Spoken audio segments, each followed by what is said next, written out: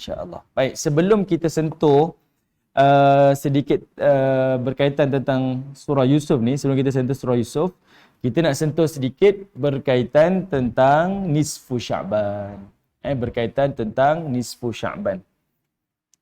Baik, di dalam hadis Nabi SAW berkaitan tentang nisfu Sya'ban ni, ada satu hadis yang bertaraf hasan. Ada satu hadis yang bertaraf hasan yang bercerita berkaitan tentang fadilat ataupun kelebihan nisfu Sya'ban. Tidak ada pada hadis-hadis yang lain lah. Satu je yang saya perhatikan lah. Saya minta maaf kalau saya mungkin kekurangan bahan bacaan, tapi yang saya jumpa satu. Antaranya iaitu hadis yang Nabi SAW sebutkan dalam riwayat Ibn Hibban bertaraf hasan ni. Kata Nabi SAW, Innallah yutalli'u, kata Nabi SAW, sesungguhnya Allah Subhanahu Wa Taala menjenguk ataupun melihat fi lailatin nisfi min Sya'ban, melihat pada malam separuh daripada bulan Sya'ban. Pada waktu malam nisfu Sya'ban, Nabi kata apa? Allah Ta'ala menjenguk fayaghfiru li jami'i khalqi, iaitu dalam keadaan Allah mengampunkan seluruh dosa makhluknya. Ini antara hadis yang sahih, hadis yang bertaraf hasan. Iaitu pada malam nisfu Sya'ban, Allah melihat hambanya dalam keadaan Allah mengampunkan seluruh dosa hambanya, illa, kata Nabi, melainkan lil musyrikin, orang yang melakukan kesyirikan kepada Allah, disyahid, dan juga melainkan orang yang bermusuh. Maksudnya pada malam nisfu Sya'ban, semua dosa hamba-hamba Allah ni Allah Ta'ala ampunkan, melainkan orang yang melakukan kesyirikan dan melainkan orang yang melakukan permusuhan. Di sini ada dua perkara. Satu, menjaga hubungan dengan Allah, tidak mensyirikkan Allah. Yang kedua, menjaga hubungan dengan sesama manusia, tidak bermusuh dengan makhluk Allah. Siapa yang terkeluar daripada dua perkara ni, insya-Allah pada malam nisfu Sya'ban, Allah melihat hambanya dalam keadaan Allah mengampunkan dosa hambanya. Jadi perkara yang utama pada hari nisfu Sya'ban ni, perkara yang paling utama yang kita perlu lakukan adalah dengan kita tidak mensyirikkan Allah, dan yang kedua adalah dengan cara kita tidak bermusuh dengan mana-mana makhluk. Usahakanlah untuk berdamai. Okay? Sebab banyaklah kalau kita tengok di mana-mana ataupun disampaikan di mana-mana, kebanyakan mengajarkan kepada kita, pada malam ni ada amalan ni, amalan ni, amalan ni. Amalan khusus ni, fadilatnya macam ni. Amalan ni diajar, diijazahkan macam ni, fadilatnya macam ni. Sebenarnya pada malam nisfu Sya'ban tidak terikat dengan apa-apa pun amalan. Sebab Nabi SAW membuka seluas-luas amalan yang mana mampu kita lakukan. Ada orang mungkin pada malam nisfu Sya'ban, malam tu ataupun hari itu dia berkemampuan untuk berbakti kepada orang tua. Mudah-mudahan itu menjadi amal soleh dia. Kan? Ada orang dia berkemampuan untuk mengajar ilmu. Mudah-mudahan itu menjadi amal soleh dia. Ada orang dia mampu menginfakkan hartanya. Mungkin itu menjadi amal solehnya. Maksudnya tidak terikat dengan apa-apa amalan khusus. Nabi membuka seluas-luas peluang amal soleh yang perlu dilakukan. Maksudnya, kalau dari sudut kita lah, selagi mana kita mengharapkan Allah mengampunkan kita dan Allah melihat kita pada hari nisfu Sya'ban untuk diberikan pengampunan, kita nak Allah melihat kita dalam keadaan memberi pengampunan ketika kita berbakti kepada orang tua, silakan. Kalau kita nak Allah melihat kita dalam keadaan Allah memberikan pengampunan, dalam keadaan kita menunaikan solat, dalam keadaan kita berpuasa, dalam keadaan kita berzikir, silakan. Ataupun kita nak Allah melihat kita pada hari nisfu Sya'ban tu dalam keadaan kita tidur sepanjang hari, silakan tuan-tuan, ikutlah tuan-tuan. Kita sendiri yang perlu rasa malu kepada Allah Subhanahu Wa Taala. Apa yang nak kita Allah lihat kepada kita pada hari-hari yang besar seperti ini, maka begitulah yang perlu kita lakukan. Sebab dalam satu hadis Nabi SAW ceritakan seperti mana yang diriwayatkan oleh Usamah bin Zaid, seperti mana diriwayatkan oleh Ummul Mukminin Aisyah binti Abi Bakrin, iaitu Usamah bin Zaid pernah tanya pada Nabi SAW, ya Rasulullah. Usamah bin Zaid ni dia pangkat cucu tau. kepada Nabi SAW. Sebab ayahnya Zaid bin Harisah ni anak angkat kepada Nabi. Dia kata, dia melihat Nabi ni berpuasa pada bulan Sya'ban lebih banyak daripada bulan-bulan sebelum tu. Jadi kata Nabi SAW, bulan Sya'ban ni antara bulan yang sering diabaikan oleh orang lain. Sebab bulan Sya'ban dia di antara dua bulan yang besar, iaitu bulan Rejab, bulan Haram, dan juga bulan Ramadan, bulan yang dipenuhi dengan macam-macam keberkatan dan kemuliaan. Jadi Sya'ban ni dia terhimpit. Dan kata Nabi SAW, bulan Sya'ban ini adalah syahru yarfa'ul amal ila rabbil alamin. Bulan Sya'ban ini adalah bulan yang Allah mengangkat amalan-amalan makhluknya untuk dibawa kepada Tuhan sekalian alam. Dan kata Nabi, aku suka kalau amalan aku itu diangkat ketika mana aku berpuasa. Dia tak disebut nisfu Sya'ban. Nabi hanya sebut amalan diangkat pada bulan Sya'ban. Berapa hari bulan? 1 hari bulan, 2 hari bulan, 15 hari bulan, 30 hari bulan. Tak disebut. Nabi sebut umum sahaja. Dia diangkat pada bulan Sya'ban. Bukan pada malam nisfu Sya'ban. Boleh?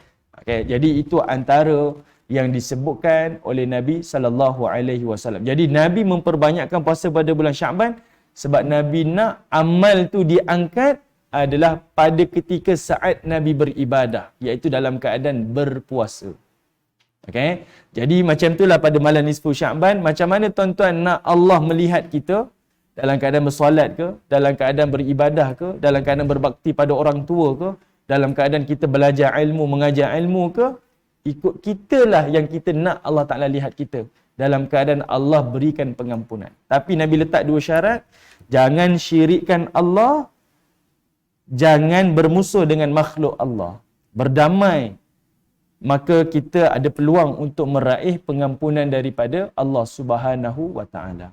Aisyah disebut satu hadis, kata Aisyah, aku tidak melihat Nabi berpuasa sepanjang bulan melainkan Ramadan. Dan aku tak melihat Nabi berpuasa banyak dalam satu bulan melainkan pada bulan Sya'ban. Dan Aisyah menyebutkan, aku mengqada puasa-puasa Ramadan aku tahun yang lalu tu adalah pada bulan Sya'ban. Okay, maksudnya Aisyah kalau dia datang ke uzuran pada Ramadan yang lalu, kata Aisyah, aku akan qada puasa aku iaitu pada bulan Sya'ban tahun depan. Mungkin kita terfikir, kenapa Aisyah tidak qada puasa awal? Kan? Kenapa nak ada waktu-waktu kecederaan tu dah di bulan Sya'ban, di hujung nak Ramadan tu baru diqada? Sebab Aisyah menyebutkan kerana beliau menghormati Nabi SAW. Bila Nabi berpuasa, Nabi makan, maka Aisyah meraihkan. Dia makanlah bersama dengan Nabi. Jadi bila Sya'ban, Nabi akan memperbanyakkan puasa-puasa Nabi SAW. Maka Aisyah mengambil kesempatan waktu itulah dia mengqadakkan puasa-puasa dia yang terluput pada Ramadan yang lalu. Okay, ini antara caralah seorang isteri melayani ataupun menghormati, memberikan penghargaan kepada suami. Time suami dia makan, nak makan dengan isteri, dia makan. Time suami puasa, dia pun berpuasa, tapi dia mengambil kesempatan untuk mengqadakkan puasa-puasa yang lalu. Itu antaralah. Okey. Baik, jadinya tuan-tuan yang dirahmati oleh Allah Subhanahu Wa Taala, tidak ada istilah puasa nisfu Sya'ban ke, puasa Lailatul puasa apa lagi, puasa-puasa yang kita pun tak tahu, puasa Isra' Mi'raj ke, tidak ada. Okay, kalau tuan-tuan nak puasa pada nisfu Sya'ban, niatlah sebagai puasa bid, iaitu puasa hari-hari putih 13, 14 dan juga 15 pada kalender hijrah kita. Okay, ambillah kesempatan untuk berpuasa sunat dengan niat tersebut, bukan puasa nisfu Sya'ban dan sebagainya. Okay? Mudah-mudahan Allah berikan kita pengampunan. Sekali-kali jangan syirikkan Allah, dan sekali-kali janganlah bermusuh dengan mana-mana makhluk. Kalau bermusuh, bermaaf-maafanlah. Mudah-mudahan kita berpeluang. Ada satu kitab, namanya kitab Lataif Ma'arif, dikarang oleh Al-Imam Ibn Rajab Al-Hambali. Dia bawa satu riwayat daripada kalangan para salafus salih, antaranya Ma'la bin Fadl. Seorang ulama ni namanya Ma'la bin Fadl. Ma'la bin Fadl kata apa? Antara amal soleh ataupun budaya yang dilakukan oleh orang-orang zaman 3 generasi emas ni, iaitu mereka ini 6 bulan sebelum Ramadan, mereka berdoa kepada Allah supaya dipanjangkan usia sampai bertemu dengan Ramadan. Itu antara amalan lah. Maksudnya nak Ramadan tu lambat lagi ni. Tapi 6 bulan awal tu mereka dah berdoa-doa dah. Kita berdoa Rejab kan, 2 bulan awal. Mereka 6 bulan awal dah berdoa dah. Minta Allah Subhanahu Wa Taala panjangkan umur sampai bertemu dengan Ramadan. Dan kata Ma'la bin Fadl, lepas 6 bulan selepas Ramadan, 6 bulan selepas Ramadan, mereka terus berdoa kepada Allah supaya, ya Allah, terimalah amalan yang mereka lakukan pada bulan Ramadan. Luar biasa. Setahun rupanya amal soleh untuk Ramadan je. Dia prepare 6 bulan awal sebelum Ramadan, berdoa supaya Allah panjangkan umur dia sampai bertemu Ramadan. Lepas Ramadan, 6 bulan lepas tu, berdoa pada Allah supaya Allah terima amal soleh pada bulan Ramadan. Okay? Kita pun boleh bandinglah dengan amal-amal yang kita lakukan. Kita tak sampai ke level tu, tapi kita ada peluang untuk berusaha. Okay? Baik, jadi mudah-mudahanlah insya-Allah. Nabi puasa Syakban sebab Nabi suka Allah mengangkat amal soleh pada bulan Syakban ketika Nabi berpuasa. Dalam masa yang sama, itu sebagai latihan juga menghadapi Ramadan. Dalam masa yang sama juga, Nabi nak membina suasana Ramadan pada bulan Syakban. Kita dah mula hidup dalam keluarga kita kan.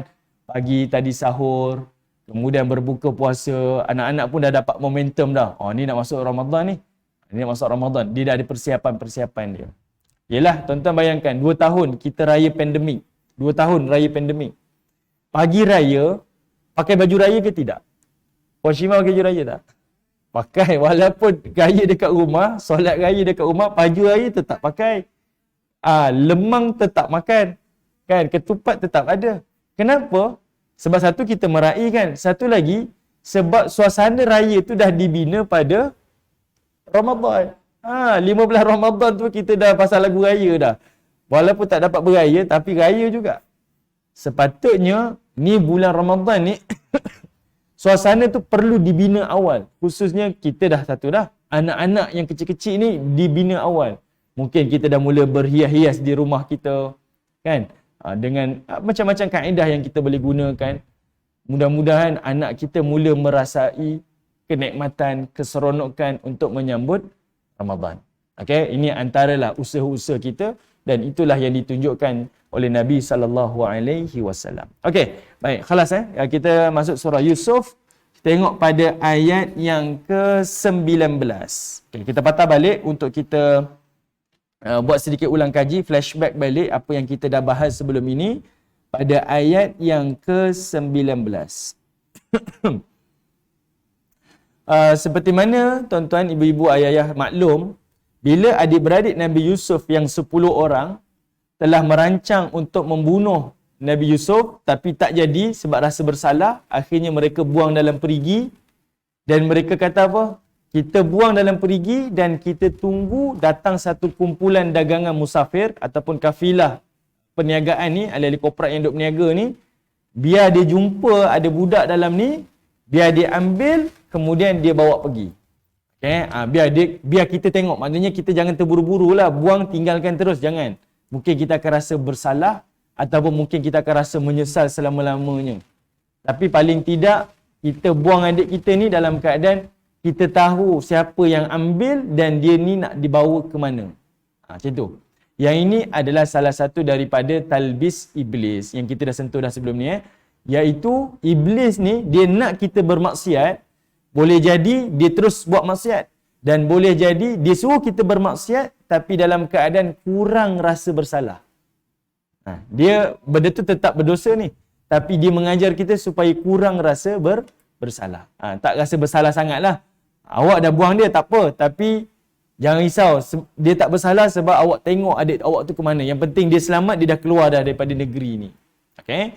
Jadi Allah Ta'ala sebut pada ayat 19, bila mereka dah buang Yusuf di dalam perigi, wajaat sayyaratun, iaitu telah datanglah satu kumpulan orang yang bermusafir.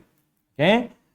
Waridahum fa'adla dalwah, dan mereka menyuruh salah seorang petugas daripada rombongan ni untuk mengambil air.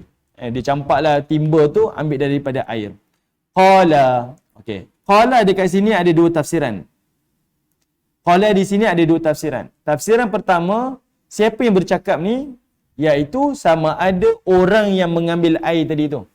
Daripada rombongan kumpulan ni, salah seorang yang pergi ambil air tu, dia yang bercakap. Qala, dialah yang berkata. Dia kata apa? Ya bushra hadza gulam. Nah, dia kata, ya bushra hadza gulam. Dia kata, berita baik. Bushra ni maksudnya berita baik. Hadzal gulam, ada budak lah dalam perigi ni. Itu perkataan yang ditafsirkan merujuk kepada salah seorang daripada ahli rombongan dagangan tadi tu, dialah yang bercakap tu. Tapi ada riwayat yang lain menyebutkan qala dekat sini adalah merujuk kepada adik-beradik Yusuf. Salah seorang daripada adik-beradik Yusuf, dialah yang bercakap, ya bushra. Dia kata, baguslah ada budak dalam ni. Seolah-olahnya orang lain tak perasan, tapi dia nak pancing kumpulan ni, dia kata ada budak lah dalam ni. Tapi kenapa dia gunakan kalimah bushra, kabar baik ni? Sebab nak memberi isyarat, sekarang ni yang mereka jumpa adalah harta. Dia dapat budak ni, dia ambil dan dijual, maka jadilah sebagai harta kepada mereka. Jadi, kalau kita jumpa budak tengah jalan, kita tak fikir itu harta kan? Zaman dulu dia jumpa budak macam ni, dia panggil sebagai hamba abdi. Maka budak ni ada harta lah. Dia ambil, dijual, dapat duit. Jadi sebab tu dia kata, ya bushra. Oh, baguslah, berita baiklah ni. Sebab ada budak dalam perigi ni. Macam rezeki terjatuh lah ni. Durian runtuh lah kepada kumpulan ni. Itu pandangan dia. Ada juga pandangan yang menyebutkan, qala, saya sebelum tadi. Dia ada dua pandangan dekat sini, ibu-ibu ayah. Ada dua pandangan. Tapi, kata Abdullah bin Abbas, ini satu-satunya pandangan yang agak pelik lah.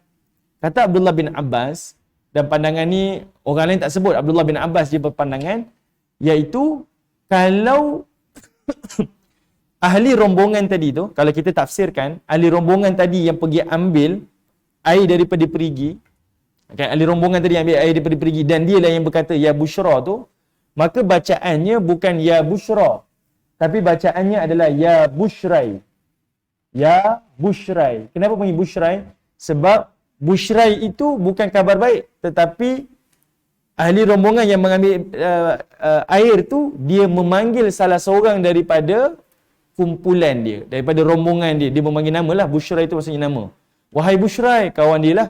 Ada budak lah dalam ni. Itu pandangan. Tapi pandangan ni adalah pandangan yang kita kata, dia tak disebut dalam riwayat-riwayat yang lain. Hanya satu riwayat sahaja. Dan pandangan ni bagi saya tertolak lah. Pandangan saya ni, yang ni tertolak. Cuma disebutkan dalam kitab Al-Imam Ibn Kathir disebut riwayat ni. Cumanya, yang lebih kuat adalah merujuk kepada adik-beradik si Yusuf.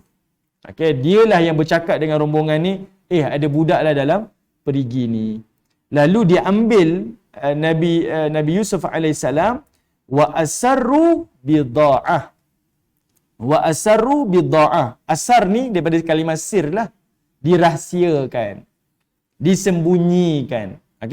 Bida'ah iaitu di tempat-tempat barang dagangan. Disorok. Nabi Yusuf ni letak dekat kawasan barang-barangan dagangan dia. Kenapa?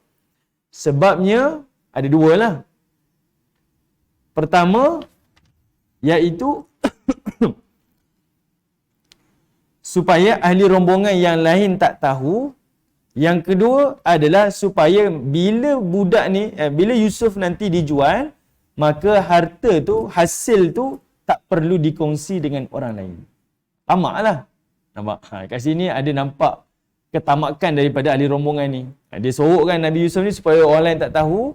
Dan yang kedua, bila dijual, dia dapat keseluruhan harta tu secara keseluruhan lah, tanpa perlu dibahagikan kepada ahli rombongan yang lain. Tapi Allah tutup dengan kalimah apa? Wallahu alimun bima ya'malun.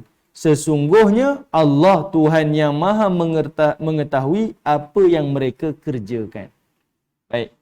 Kenapa Allah tutup dengan kalimah wallahu alimun bima ya'malun? Yang ini saya rasa perkara yang mengajar kita supaya sentiasa positif. Kalimah wallah ni. Sebab Allah nak bagi tahu, daripada awal cerita yang kita dengar daripada awal Yusuf ni, adik-beradik dia plan, buat konspirasi nak bunuh Yusuf ni, nak campak dalam perigi, sampailah Yusuf ni dah duduk atas kumpulan dagangan ni nak bertolak ke Mesir ni. Allah seolah-olahnya nak bagi tahu, walaupun kamu nampak awal itu seolah-olahnya macam Allah meredai dan merestui perbuatan itu kepada Yusuf, tapi Allah nak bagi tahu sebenarnya Allah ni Tuhan yang lebih mengetahui. Mula-mula memang takdirnya seperti itu, tetapi adalah kerana Allah nak membawa kepada sesuatu yang lebih baik kepada Yusuf AS. Seolah-olahnya Allah dah merancang ada benda yang lebih baik. Kalau Nabi Yusuf tak keluar daripada Palestin menuju ke Mesir, mungkin dia tak boleh jadi orang yang hebat, mungkin dia tak akan jadi penguasa di Mesir, kan? Mungkin dia tak akan bawa Bani Israel pindah ke bumi Mesir. Maksudnya banyak kemungkinan-kemungkinan yang lain. Jadi dengan asbab Allah takdirkan benda ni berlaku, maka membawa kepada perkara yang lain. Contohlah macam ni, saya pernah sebut sebelum ni. Kita nak berkahwin dengan si fulan, tapi takdir Allah tak dapat. Kita kahwin dengan orang lain. Hati kita kecewa. Punya lamalah saya kawan dengan dia ni, tak dapat kahwin dengan dia, kahwin dengan orang lain. Hari ni orang muda kata apa? Kita ni jaga jodoh orang lain. Istilahnya kita jaga jodoh orang lain. Sakit hati ni. Tapi lambat laun, mungkin Allah tunjukkan depan mata kita, kita akan rasa syukur. Patutlah saya tak kahwin dengan dia. Contohlah, patutlah saya tak kahwin dengan dia. Kenapa? Tengok-tengok dia ni ada penyakit, matinya muda. Kita pun masa tu rasa, kalaulah saya kahwin dengan dia, macam manalah anak-anak saya nak membesar, ayahnya tidak ada ke ataupun ibunya tidak ada. Kita tak tahu. Ini antara perjalanan yang Allah telah tentukan dan Allah telah tetapkan. Kita tak tahu. Inilah yang membawa kita untuk sentiasa berdamai dengan takdir. Okay? Kita ni nak berdamai dengan takdir. Boleh jadi Allah sempitkan rezeki kita sebab Allah nak membuka rezeki yang lain. Boleh jadi Allah nak meluaskan rezeki kita sebab kita nak bantu orang yang lain. Kita tak tahu. Mungkin hikmah pandemik, kita berhenti kerja, Allah Ta'ala lorongkan yang lain. Kita tak tahu. Ini kemungkinan-kemungkinan. Sebab itu Allah Ta'ala sebut pada ayat ini, Wallahu alimun bima ya'malun. Okay? Bukan Allah Ta'ala sengaja buat Nabi Yusuf susah macam tu. Bukan. Tapi Allah Ta'ala nak membawa kepada satu tempat yang lebih baik kepada Nabi Yusuf AS. Okay? Boleh? Okay. Hikmah dia apa? Kenapa Allah pindahkan Yusuf ni ke Mesir, tak duduk di Palestin sejak daripada kecil? Sebab Allah nak ajar Nabi SAW. Sebab Nabi ni dah kehilangan keluarga daripada kecil. Dan Nabi Yusuf pun kehilangan keluarga daripada kecil. Walaupun keluarganya hidup, tapi dia hidup dalam keadaan tak berkeluarga. Kenapa? Menjadikan Nabi Yusuf, Nabi SAW dan kita belajar, iaitu kebergantungan mutlak hanya kepada Allah sahaja. Bila kita daripada kecil ada mak ayah, macam mana keadaan kita? Sikit-sikit mak, sikit-sikit ibu, sikit-sikit ayah, betul kan? Sampailah kadang-kadang kita tengok manjanya anak ni sampai dah belasan tahun, 20 tahun, masih lagi. Kalau dia buat sesuatu tak boleh, tak apalah, ayah ada, ibu ada. Kalau tak cukup rezeki pun tak apalah, ayah ada, ibu ada. Kita punya pemikiran macam tu. Tapi Nabi-Nabi ini diajar oleh Allah, dan kita pun diajar daripada kisah para Nabi ni, iaitu meletakkan kebergantungan mutlak hanya kepada Allah. Bayangkan Nabi SAW hilang keluarganya daripada kecil. Supaya apa? Supaya Nabi ni diajar daripada kecil, bila meminta, Allah saja. Sebab dia nak bercakap dengan ayah, ayah tak ada. Bercakap dengan ibu, ibu tak ada. Bercakap dengan datuk, datuk tak ada. Habis Nabi nak minta pada siapa? Allah. Kebergantungan tu diajar daripada kecil kepada Allah. Nabi Yusuf pun macam tu juga. Dia dikeluarkan daripada keluarganya daripada kecil. Supaya apa? Dia diajar bila nak minta, bukan kepada mak, bukan kepada ayah, bukan kepada adik-beradik, tapi minta kepada Allah. Dan itulah yang mengajar kita. Okay? Itulah yang mengajar kita. Kalau meminta, mintalah hanya kepada Allah. Okay? Itu antara hikmah lah. Kenapa Allah pisahkan Nabi Yusuf ni daripada adik-beradiknya sejak daripada awal lagi. Memang nampak pahit pada permulaan, tapi manis pada hikmahnya. Sebab itu, kalau kita diuji dengan satu kesulitan, jangan kita cemoh takdir ni. Jangan kita cemoh dengan keadaan kita. Sebab kita tak tahu yang menentu dan mengurus takdir ni adalah Allah. Okay? Yang mengurus takdir ini adalah Allah. Saya teringat satu hadis ibu-ibu ayah yang dirahmati oleh Allah. Hadis ni riwayat Bukhari daripada Abu Hurairah hadis ni bertaraf hadis kudusi, iaitu Allah sendiri berfirman, kata Allah Ta'ala, yudhibni ibnu Adam.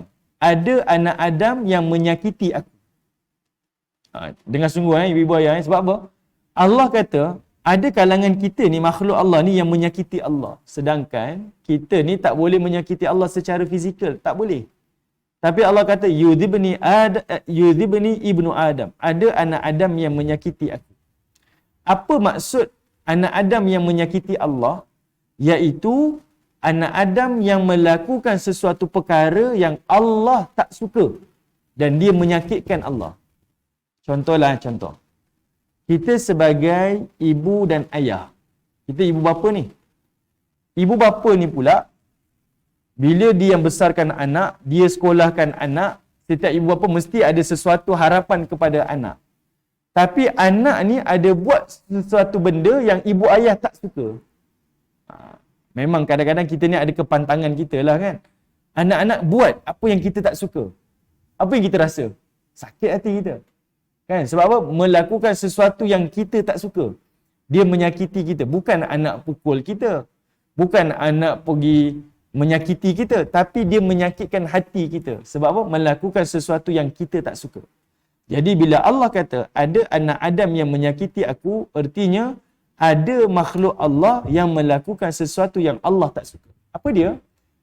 Kata Allah, apabila anak Adam itu berkata, yasubbud dahar wa anna dahar biyadil amr uqallibun lail wan nahar. Kata Allah Subhanahu wa taala. Apabila anak Adam itu yasubbud dahar, dia mencela masa. Okay. Apabila anak Adam mencela masa. Wa anna dahar, kata Allah. Padahal akulah Tuhan, padahal akulah Allah, iaitu masa. Okay. Baik, mungkin ada kalangan kita, apa benda lah yang disebutkan ni. Baik, tuan-tuan yang dirahmati oleh Allah. Orang Quraisy ataupun orang Arab dahulu, kalau mereka mencela, mereka akan mencela masa. Okay, kalau mereka mencela, mereka akan mencela masa. Misal, macam mereka kata, sebab masalah saya rugi. Sebab masalah saya kaya. Sebab masalah saya ni berada dalam keadaan kemiskinan. Itu budaya Arab. Mereka akan mencela kepada masa. Okay? Apa-apa terjadi pada dia akan cela masa. Tapi kalau masyarakat kita, kita tak cela masa. Kita cela apa? Kalau masyarakat kita, kita akan mencela nasib. Nasib. Bahasa kita apa? Nasiblah dia ni ada. Kalau dia tak ada, habis kita. Allah tak suka perkataan tu. Sebab Allah nak kita ni, dia ajar dan kita ni berintikad, setiap manfaat dan mudarat hanya datang daripada Allah sahaja. Tapi bila kita cela masa, sebab masa lah menyebabkan saya miskin, seolah-olahnya kita beriktikad masa yang mendatangkan manfaat ataupun mudarat, bukan Allah. Ataupun kita kata nasib dia ni ada, kalau tak ada habis kita. Seolah-olahnya kita nak kata apa? Sebab si fulan inilah yang membawa manfaat dan mudarat, bukan datang daripada Allah. Boleh faham maksudnya ya? Okay? Kan kita macam tu. Nasib nasib. Kita selalu gunakan nasib. Nasib lah. Nasib baik saya. Nasib. Kita sebenarnya tuan-tuan tidak ada good day dan tidak ada bad day lah. Tak ada. Yang kita ada adalah takdir je. Okay? Nasib hari yang baik ke hari buruk tak ada. Yang kita ada adalah takdir sahaja daripada Allah. Okay? Semuanya adalah iradah. Ketentuan daripada Allah. Okay? Baik. Jadinya, sekali-kali janganlah sandarkan contohlah ni musim-musim orang bawa habis PRN ni kan. Sebab dialah kita berjaya. Ataupun ada orang kata, sebab kau lah kita kalah. Jangan tuan-tuan. Itu perkataan yang tak disukai. Sebab dia sama macam orang Arab dahulu, dia akan salahkan masa.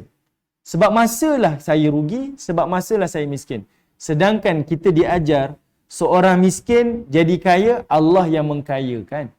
Orang kaya jatuh miskin, Allah yang memiskinkan. Ada orang yang duduk di bawah, dinaikkan tahta jawatannya, Allah lah yang memberikan tahta padanya. Ada orang duduk di atas tahta, jatuh daripada tahta dia, daripada jawatan dia. Allah lah yang menjatuhkannya. Kita diajar melihat, iaitu setiap sesuatu di baliknya adalah perbuatan Allah.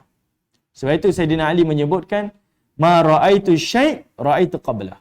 Aku tak akan melihat sesuatu melainkan aku akan melihat adanya Allah pada sesuatu. Maksudnya kalau dia tengok sesuatu benda yang berlaku, dia akan tahu di sebalik itu adanya Allah. Allah lah yang berkehendak. Okey? Boleh Baik. Jadi wallahu alimun bima ya'malun ni perkataan yang besarlah. Mengajar kita untuk sentiasa think positif lah. Okey? Sentiasa berfikir positif. Okey? Allah tentukan, kita dah usaha dah. Allah tentukan macam ni. Mesti ada takdir yang Allah telah tetapkan untuk kita. Kita tak tahu jalannya, kita tak tahu. Membawa kita supaya jangan putus asa dan sentiasa berpositif, bersangka baik kepada Allah Ta'ala. Okey? Menyalahkan takdir. Oh tak, kita ni okey. Kita jadi macam ni sebab mindset kita dia ajar bom. Bila kita nak, contoh anak kita pergi interview, peperiksaan ke ujian ke kita apa? Good luck ya, good luck. Kita menyandarkan dia ni kepada nasib dia. Ataupun kita selalu doa, wish me luck. Sebenarnya agama kita mengajar usaha. Kemudian ikat dengan tawakal. Usaha tu, kamu usaha, kamu berjayalah. Pernah tak kita cakap dengan anak kita? Kita cakap, good luck ya. Maksudnya, kalau nasib baik-baiklah. Tapi sepatutnya dia ajar, usaha, berjayalah kamu. Usaha, kamu akan dapat apa yang kamu usahakan. Tapi diikatlah sekali tu dengan tawakal. Kalau kamu tak dapat, tak apa. Itu ketentuan Allah. Kalau kamu dapat, syukurlah. Sebab tawakal tu mengajar kita bersandar kepada Allah. Kalau Allah beri nikmat, kita akan jadi syukur. Kalau kita diberikan ujian, kita akan jadi sabar.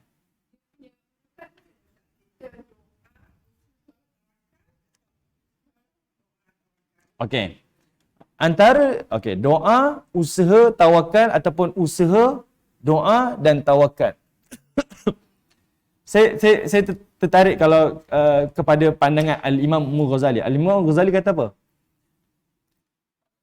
Tanda ataupun tanda doa yang mustajab adalah setelah dia berdoa, seseorang itu akan dilorongkan untuk melaksanakan apa yang dia doakan. Nampak tak? Maksudnya, bila kita berdoa, Ya Allah, berikanlah saya sedikit rezeki ni. Habis dia berdoa tu, tanda doa tu mustajab, iaitu dia dilorongkan untuk buat apa yang dia doakan. Okay? Jadi, mungkin flow dia doa, usaha, tawakal. Ataupun boleh jadi juga usaha. Kita usaha dulu, dalam usaha tu, berdoa lah. Okay? Dalam doa tu, letakkan tawakal kepada Allah. Penting tawakal tu di hujung. Supaya kita serah kepada Allah. Dapat, tak dapat, tak apa. Dapat, syukur. Tak dapat, sabar. Sebab kita percaya Allah telah tentukan penghujungnya lebih baik. Okay, penghujung lebih baik. Kita sendiri menjadi saksi dalam surah Yusuf. Kan? Ni Nabi ni. Pahit ni, permulaan dia ni pahit ni. Tapi, dia tak mencemur dan dia tak mudah bersangka buruk pada Allah. Sebab yang Allah takdirkan kepadanya, tengok, dia menjadi penguasa, dihormati di bumi Mesir. Bukan calang-calang daripada seorang hamba yang masuk ke bumi Mesir, akhirnya dia menjadi Al-Aziz kepada bumi Mesir. Ini antara yang Allah Ta'ala dah plankan untuk seseorang hamba. Sebab itu kita jangan cepat tergopoh-gapah lah menyalahkan kepada setiap ketentuan. Okay? Baik. Terus, pada ayat 20. Bila pedagang-pedagang ni dah ambil Nabi Yusuf, bawa ke Mesir, kemudian Allah kata apa? وَشَرَوْهُ بِثَمَنٍ بَخْسٍ دَرَاهِمْ مَعْدُودَةٍ. Washarau. Syarau ni dia daripada kalimah syara, iaitu dijual, dia menjual. Okey? Dia dijual bithaman, dengan harga yang bakhsin. Bakhsin ni iaitu harga yang below market. Macam tu. Dia bawah harga pasaran. Memang harga saya tolak je lah macam tu. Tapi Allah menggunakan kalimah apa tuan-tuan? Tengok bakhsin darahim ma'dudah. Allah nak tunjukkan keadaan Nabi Yusuf ni bukan dah sikit-sikit teruk dia teruk habis. Maksudnya ujian dia tu berat habis. Sebab pertama Allah kata apa? Dia dijual dengan harga yang bakhsin, bawah nilai. Contohlah kalau kita ni gaji sekarang ni kita panggil apa? gaji paling rendah 1,300 Apa istilah kita apa kata? Saya tak ingat lah. Gaji minimal lah. Orang tu 1,000 lah. Kan jadi dasar kerajaan setiap kali ni bajet kan. Okey. 1,000, 1,300. Baksin ni seolah-olahnya kalau standard bayar 1,000, tapi ada majikan dia bayar baksin, maksudnya dia bayar separuh daripada harga standard. 500 aja. Jadi itu kalimah baksin. Jadi Allah kata dia dibayar dengan nilai yang below market. Memang bawah habis. Tak cukup dengan tu Allah kata apa? Darahim, dengan nilaian dirham. Okey, bukan dengan nilaian emas ni dirham ni. Okey, yang disandarkan kepada silver, dirham. Kemudian Allah kata ma'dudah. Dirham yang boleh dibilang. Maksudnya dia bukan ditimbang. Kalau ditimbang, maksudnya nilai itu ada nilai lah. Contohlah tuan-tuan, saya nak kata macam ni Durian yang jual timbang dengan jual longgok, mana lagi mahal? Kita akan kata yang jual timbang lagi mahal. Jual longgok ni, di longgok-longgok, ni longgok ni ada 2-3 longgok, saya jual RM50 lah. Kita boleh bilang. Okay, nilai yang tu boleh dibilang. Kalau ditimbang, menunjukkan dia punya kualiti dia. Jadi Allah nak tunjukkan Nabi Yusuf ni dia jatuh habis. Dia dah dijual dengan harga yang bawah pasaran, kemudian dijual dengan dirham yang boleh dibilang ma'dudah. Teruk habis lah, teruk lah. Okey. Kemudian Allah kata apa? Wa kanu, kenapa dia jual macam tu? Wa kanu fihi minaz zahidin. Sebab mereka ni memang tak tertarik langsung dengan Nabi Yusuf AS. Dia tengok Yusuf ni sebelah mata. Macam tidak ada nilai. Tapi sebabkan inilah membawa Yusuf ke tempat yang lebih baik. Dia jual, dia tak ada. Sebab bayangkan kalau Nabi Yusuf ni diwatakkan pada saat tersebut sesuatu yang nampak bernilai, maksudnya Nabi Yusuf tak akan duduk istana lah. Dia akan duduk dengan ahli-ahli rombongan ni. Tak tahulah rumahnya macam mana. Paling tidak rakyat marhain sajalah. Dia tak akan duduk di istana. Tapi kerana dia dalam keadaan hina macam tu, maka dia dijual. Maka yang membelinya adalah Al-Azizul Mesir. Iaitu pemerintah di bumi Mesir yang membeli Nabi Yusuf AS. Okey, sekarang kita sambung. Tengok ayat yang ke-21. Wa qala alladhina ishtarah, dan telah berkatalah orang yang membeli Yusuf ni daripada Mesir. Siapa? Okey, ibu-ibu tengok kalimah ishtarahu min Misra. Orang yang membeli daripada Mesir ni, itu kalimah yang Allah nak memberi gambaran kepada Al-Aziz Mesir. Kenapa Allah Ta'ala sebut kalimah tu panjang? Allah tak sebut ya Al-Aziz, pemerintah Mesir. Tapi Allah kata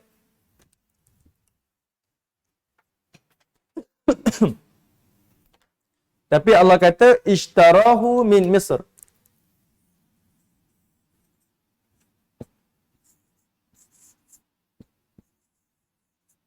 Okey. Sebab kalimah ni Allah nak tunjukkan hanya siapa dia ni? Dia inilah adalah Al-Aziz, pemerintah Mesir. Tapi Allah sebut kalimah ni pertama sebab Allah nak bagi tahu dia inilah orang yang membeli Nabi Yusuf. Yang kedua sebab Allah nak bagi tahu dia dipindahkan ke mana? Di bumi Mesir. Sebab ayat sebelum tu tak bagi tahu Yusuf ke mana. Kan? Daerah ke mana, nak ke mana dia tak bagi tahu. Tapi daripada ayat ni lah orang maklum Nabi Yusuf dipindah di mana? Dipindahkan di bumi Mesir. Daripada orang yang membeli Yusuf ni. Dia ni orang Mesir. Tapi lepas tu baru kita tahu, oh rupanya dia ni adalah Al-Aziz. Oh dia ni adalah penguasa. Okay? Jadi Al-Aziz ni bercakaplah kepada limraatih, kepada isterinya. Okay? Berkatalah pada isterinya, akrimi mathwah. Okay? Kata Al-Aziz ni, akrimi mathwah. Berikan kemuliaan kepada si budak ni. Setelah dibeli, dia kata berikan kemuliaan. Mathwa dekat situ, okey, akrimi tu maksudnya memuliakan lah. Muliakan kita punya hamba ni. Mathwa ni iaitu merujuk kepada Athawi. Athawi ni maksudnya berikan tempat tinggal yang bermalam. Dia tak sebut makan. Okay, makan ni maksudnya tempat je. Tapi bila kata mathwa ni tempat yang selesa lah. Tempat boleh bermalam. Ada tempat tidur, tempat berehat. Okay, itu kalimah yang Allah gunakan mathwa. Daripada kalimah thawi. Tempat bermalam. Tempat yang selesa. Tempat yang selesa. Asa an yanfa'ana au nattakhidahu walada. Okay. An yanfa'ana. Boleh jadi, asa tu maksudnya boleh jadi, an yanfa'ana. Budak ini akan jadi manfaat kepada kita, au nattakhidahu walada, ataupun kita akan jadikan, ambil budak ini sebagai anak. Tuan-tuan boleh perhatikan maksudnya Nabi Yusuf ni dibeli sebagai hamba, tapi dia tak dijadikan sebagai hamba, tapi diambil untuk diambil manfaat ataupun untuk dijadikan anak. Maksudnya angkatlah darjat dia. Dia ni diangkat darjatnya. Dia angkat darjatnya. Bukan sebab hamba ni apa tuan-tuan? Dia tak dibayar upah, tapi dia akan berkhidmat kepada tuan dia. Berkhidmat pada tuan dia. Tapi Nabi Yusuf AS ni nak tunjukkan kepada kita, pemerintah ni beli dia bukan untuk jadikan hamba, tapi adalah untuk orang yang dimanfaatkan di rumah. Kita tak tahulah kalimah manfaat ni macam mana. Boleh jadi sebagai kita macam mana? Kalau suami isteri berkahwin, tak ada anak ni tak ada seri lah. Maka dilihat anak ni sebagai manfaat, kan? Jadi macam itulah yang Allah Ta'ala maksudkan. Yang ini saya dah bincang pada ibu-ibu ayah-ayah. Dalam satu hadis daripada Abdullah bin Mas'ud, yang mana Nabi iktiraf, ada 3 benda, 3 manusia yang buat pilihan yang paling tepat. Al-Aziz, yang memilih Nabi Yusuf AS tak dijadikan hamba, tapi untuk dijadikan anak. Yang kedua, iaitu pilihan kepada 2 anak gadis Nabi Shu'aib, yang dia cakap kepada ayahnya Nabi Shu'aib, wahai ayah, ambil lelaki ni sebagai pekerja kita, iaitu Nabi Musa AS. Dan yang ketiganya, iaitu pilihan Abu Bakar As-Siddiq yang memilih Umar untuk menjadi pemerintah khalifah selepas kewafatan Abu Bakar As-Siddiq. Ini yang diiktiraf. Abdullah bin Mas'ud kata apa? Dalam hidup ni, 3 ni paling tepat sekali pilihan dia. Ini firasat lah. Firasat. Okay. Baik. Kemudian, Allah kata apa? Wa kadzalika makanna li Yusuf fil ard. Dan demikianlah kami menempatkan Yusuf fil ard, di bumi Mesir. Ibu-ibu perhatikan, ayah perhatikan. Makanna li Yusufa fil ard. Di sini memberi maksud Allah telah menyelamatkan Yusuf daripada bahaya bersendirian di bumi Mesir. Bayangkan, dia budak kecil, kehilangan bapa dan adik-beradik, dipindahkan satu negeri yang jauh, dalam keadaan tak ada siapa-siapa dia bergantung harap, dia hanya meletakkan harapan hanya kepada Allah. Dan Allah Subhanahu Wa Taala tunjukkan, makan, kami telah tempatkan Yusuf di tempat di bumi ni, di bumi Mesir ni, dalam keadaan Allah menyelamatkan dan Allah memuliakan. Sebab apa? Sebab Allah letakkan Yusuf di istana. Okay? Ada orang yang akan jaga dia, protect dia. Siapa? Al-Aziz dengan isteri kepada Al-Aziz. Ini hikmah daripada Allah, yang kita tak tahu, kita tak nampak, tapi Allah Ta'ala tunjukkan. Okay? Allah Ta'ala ambil, Allah Ta'ala muliakan Nabi Yusuf AS. Yang kedua, walinu'allimahu min ta'wilil ahadith. Kenapa Allah hantar Nabi Yusuf ni ke bumi Mesir?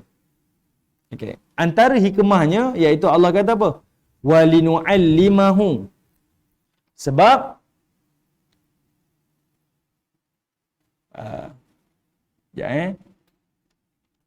walinu'allimahu, sebab kami nak mengajarkan Yusuf itu min ta'wilil ahadith, adalah ilmu ta'wil. Ilmu ta'wil. Okey. Kenapa Allah nak ajar Nabi Yusuf ilmu ta'wil ni? Ada sebab tuan-tuan. Sebab inilah yang dikatakan oleh ayah Nabi Yusuf pada peringkat awal dulu, masa Yusuf cerita, ya malam tadi saya nampak bintang, bulan, matahari ni sujud pada saya. Kata ayah dia apa?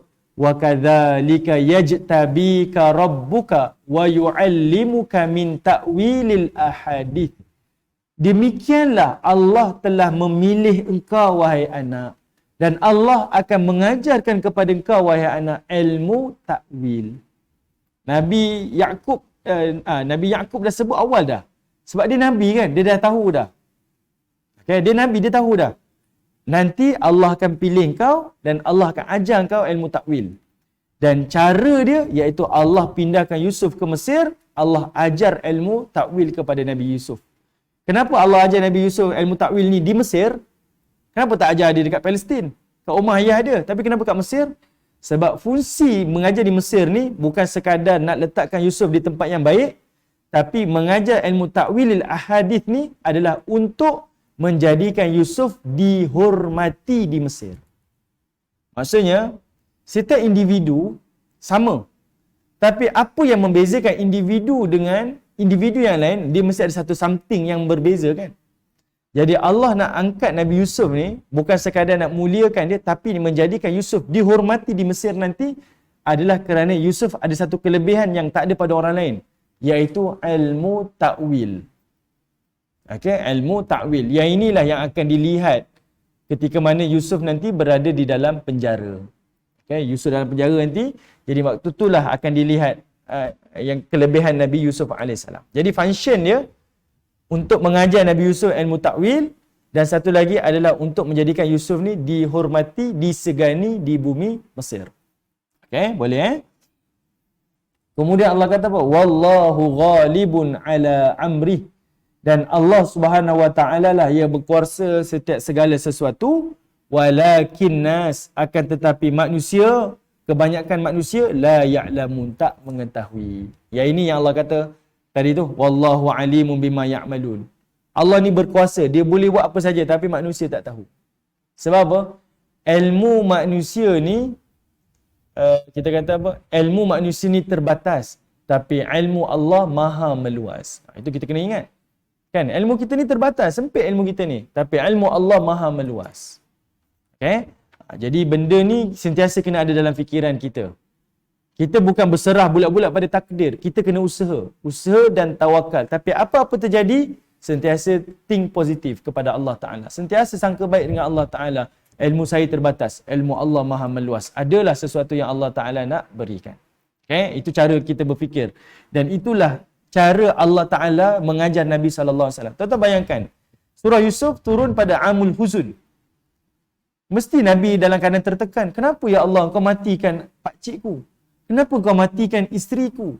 Kenapa kau takdirkan orang Quraisy halau aku? Aku bukan nak jadi kudeta. Aku hanya nak mengajak umat aku pergi ke syurga je. Mungkin Nabi rasa macam itu tuan-tuan. Jadi surah Yusuf ni mengajar Nabi supaya bersangka baik, bersangka baik, bersangka baik. Takdir yang pahit-pahit awal ni mesti ada sesuatu hikmah yang Allah Ta'ala dah tentukan pada kemudian nanti. Okay? Itu cara membawa Nabi ni berfikir bersangka baik kepada Allah. Apatah lagi ketika itu, lepas tu Nabi pula dihalau oleh Bani Saqif di Taif. Tapi saya menarik tuan-tuan, saya pernah cerita pada tuan-tuan. Pada tahun Amul Huzun, tahun tu Nabi keluar pergi dakwah dekat Taif. Nabi tak bersembunyi. Nabi tak jadi putus asa. Nabi tak rasa stres. Ya Allah, kenapalah saya macam ni? Kalaulah kita sekali terjatuh dan terduduk, kita kata apa? Saya angkat tangan lah. 10 tahun saya buat, ni hasil saya dapat. Kita akan rasa, please lah, lepas ni saya takkan buat dah. Tapi Nabi tunjukkan kepada kita satu teladan. Tahun yang Nabi terduduk selepas 10 tahun berdakwah, macam-macam ujian, tahun tu juga Nabi keluar daripada Mekah, Nabi pergi cari tempat baru untuk berdakwah. Nampak? Maksudnya Nabi tak melayan kesusahan dia, tak melayan perasaan dia. Tapi Nabi lawan, bangkit. Tunjukkan kepada kita, waktu kamu jatuh, waktu itulah kamu kena sentiasa usaha untuk bangun dan bangkit. Okay? Yang itu pengajaran yang ditunjukkan oleh Nabi SAW. Dan hikmah dia iaitu surah Yusuf ni. Supaya mengajar kita berfikir positif. Okey. Ayat 22. Pada ayat 22 ini, Allah mengatakan, walamma balagha ashuddahu. Walamma balagha asyuddahu, ayat yang ke-22. Tak kala Yusuf alaihissalam ini telah sampai kepada usia dewasa. Usia dewasa dekat sini berapa tahun? Kita kena faham daripada ayat 21 ke 22 ni Allah Ta'ala buatkan dia punya transition dia tu. Sekarang ni Yusuf dah usia dewasa, anak bujang dah. 10 tahun, 15 tahun dan mungkin ke 20 tahun. Kita tak tahu. Okay? Tak disebutkan. Cuma ayat 21 ke 22, daripada zaman dia kecil baru masuk ke rumah Al-Aziz, baru masuk ke istana Mesir. Sekarang ni ayat 22 Allah nak kata sekarang ni dia dah berpuluh-puluh tahun ataupun berbelas tahun dah duduk di rumah ataupun istana Mesir ni. Boleh? Itu kalimah walamma balagha asyuddah. Okey? Walamma balagha asyuddah tu memberi maksud Yusuf sekarang dah besar dah.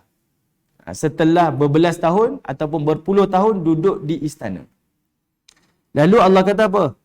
Atainahu hukman wa ilma. Iaitu Yusuf itu telah diberikan hukmah, kebijaksanaan, wa ilma, dan juga telah diberikan ilmu. Baik, ibu-ibu yang dirahmati oleh Allah, cuba perhatikan ayat 22 tu. Ayat ni dia tak mendata tau. Ayat ni Allah Ta'ala nak memberikan satu maksud yang besar. Sebab, cuba tengok bila budak membesar di istana, ni dia masuk bukan orang besar tau, dia masuk dalam keadaan dia budak-budak, masuk istana. Biasanya apa? Apa yang dia nak, dia dapat. Istana, raja ni. Nak beli toys, saya beli. Nak itu, saya bagi. Nak makan, minum, semua saya akan sediakan. Tapi Allah kata apa? Ketika sampai usia dewasa, Yusuf ini atainahu hukman wa ilma. Dia dalam keadaan dipelihara oleh Allah dengan diberikan hikmah, kebijaksanaan dan juga diberikan ilmu. Hati Yusuf ni tetap berpaut kepada Allah walaupun dia dihidangkan dengan istana. Walaupun dia hidup dalam suasana istana daripada kecil sampai besar. Itu ayat dia tuan-tuan. Allah nak tunjukkan Yusuf dah besar dah duduk kat istana. Berbelas tahun, berpuluh tahun. Tapi dia tetap Yusuf yang sama. Subhanallah. Okay, dia tetap Yusuf yang sama. Bukan Yusuf yang baru. Kalau tuan-tuan tengok cerita-cerita hikayat-hikayat, selalunya orang jadi lupa daratan lah. Kacang lupakan kulit. Tanggang duduk atas kapal laut pun dah lupakan ibu. Apatah lagi kalau duduk kat istana kan. Ni baru duduk atas laut je. Dah lupakan ibu dia. Itu tanggang. Kan? Tapi Allah nak bagi tahu. Dan kata Al-Imam Ibn Kathir, hukuman wa ilma ini ada tafsir sebagai hikmah, kebijaksanaan dan juga ilmu. Allah beri sebagai Allah jaga dia. Tapi hikmah, kebijaksanaan dan ilmu ini, pandangan Al-Imam Ibn Kathir, di sinilah Allah memberikan wahyu, bukan memberi wahyu. Allah memberikan nubuwah, kenabian kepada Yusuf. Maksudnya orang akan tanya, bila Yusuf jadi Nabi? Bila Yusuf jadi Nabi? Inilah waktu dia. Ayat 22 inilah yang menunjukkan Yusuf ni diangkat oleh Allah menjadi Nabi. Kalimah hukman wa ilma. Hukuman, kebijaksanaan, wa ilma. Dan juga diberikan ilmu pengetahuan. Ini tafsiran daripada Al-Imam Ibn Kathir. Okay? Itu pandangan dia. Nubuwah tu dekat mana? Ni waktu dia. Bila dia dah dewasa, barulah diberikan nubuwah. Cuma saya tak boleh jangka lah. Sebab ada orang, saya tak tahu. Ni saya tak tahu. Saya tak tahu nas. Ada orang kata, para rasul ni diberikan kenabian pada usia 40 tahun. Saya tak tahu.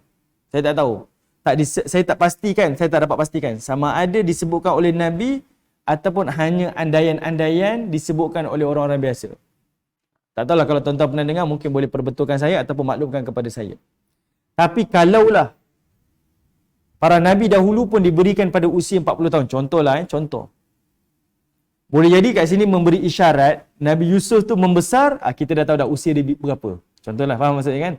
Kita dah dapat exactly dia punya usia dia. Tapi saya tak tahu, wallahu a'lam. Cuma nak bagi tahu, pemilihan setiap Rasul dan Nabi itu adalah pada usia matang lah. Pemilihan setiap Rasul dan Nabi itu adalah pada usia matang.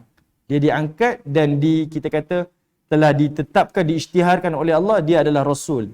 Melalui Nabi Isa tu daripada awal tu mukjizat dipelihara, tapi saya tak pastilah. Dia punya tarikh tu bila. Okey. Cuma dia adalah pada waktu kematangan dia. Jadi kita boleh nampaklah usia dewasa tu kat mana? Dia ada waktu-waktu dia lah. Mungkin dah 20-an, 30-an, wallahu alam. Saya tak pasti Okey. Dan Allah kata apa? Wa kadzalika najzil muhsinin.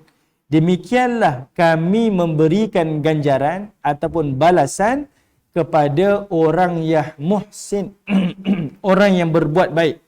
Maksudnya Yusuf ni walaupun duduk di istana, membesar di istana, dia bukan seperti mana kita kata apa kita kata istilah kita dia taklah seperti mana budak-budak istana yang keluar daripada istana. Maksudnya kalau dah hidup dengan kenikmatan dunia, selalunya jadi lara, jadi lalai kan, dipenuhi dengan nikmat. Tapi Allah kata apa? Dia ni adalah al-muhsinin, orang yang berbuat baik. Jadi kami berikan ganjaran, kami berikan balasan kepada dia. Kat situ Allah Taala sebut Yusuf ni adalah muhsin. Okey. Kalimah ni besar muhsin ni ibu-ibu. Sebab kalimah muhsin ini dia akan menjadi cerita selepas ini. Okey. Oh ya. Yeah.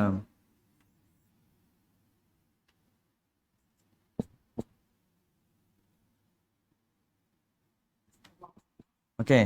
Yalah betul lah tu. Terima kasih Datin Syams. Betul lah tu. diberi umur ni mengikutlah era dengan zaman tu, memanglah saya tak nafikan. Okey, tengok kalimah muhsinin dekat sini.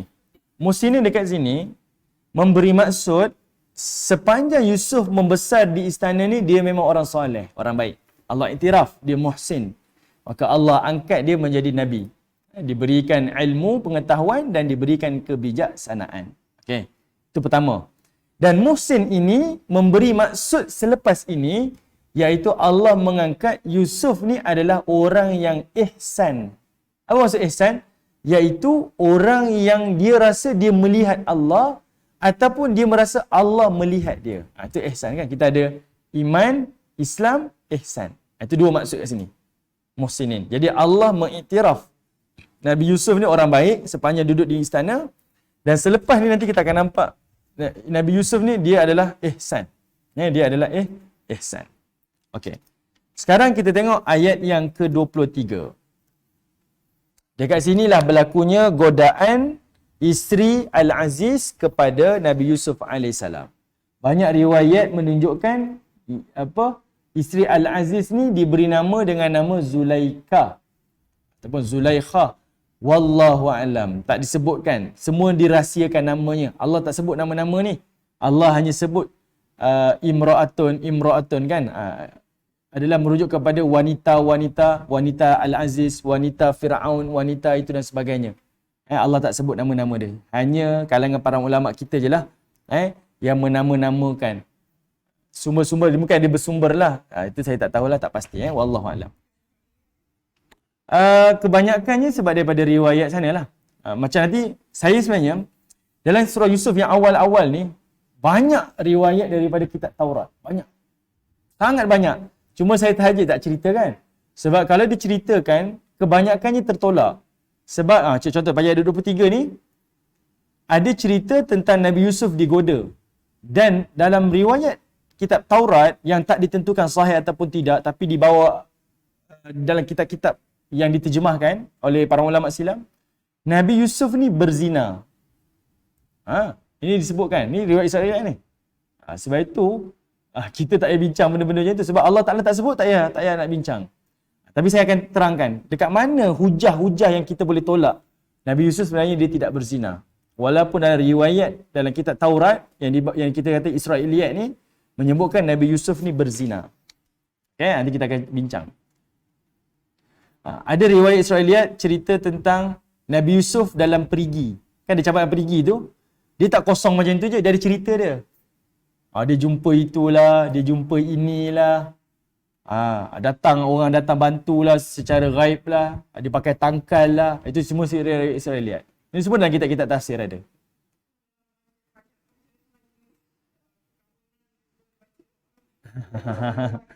Memanglah. Tapi dari sudut, kalau dari sudut nama, tanpa ada unsur-unsur yang lain tu, bagi saya tak mengapalah. Cuma Allah ni bila dia tak sebut nama seseorang, maksudnya kita jangan cakna pasal benda tu. Benda tu tak penting lah tu.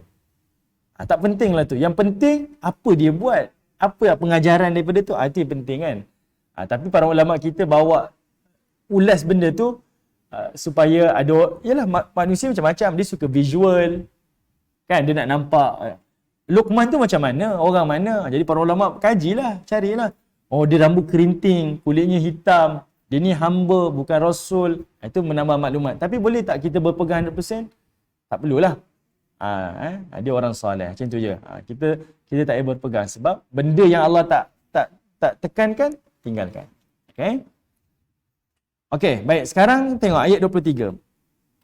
Allah Ta'ala menyebutkan وَرَاوَدَتْهُ الَّتِي هُوَ فِي بَيْتِهَا عَنْ نَفْسِهِ. Ayat ni dia memberi gambaran seksual lah. Ayat ni dia memberi gambaran seksual. Khususnya pada kalimah warawadathu. Warawadathu. Itu kalimah seksual tapi dalam keadaan berlapik. Kalimah warawadathu dia datang daripada kalimah ar-raud. Ar-raud. Ar-raud ni ataupun dalam kita istilahkan sebagai dia dalam kalimah murawadah. Murawadah.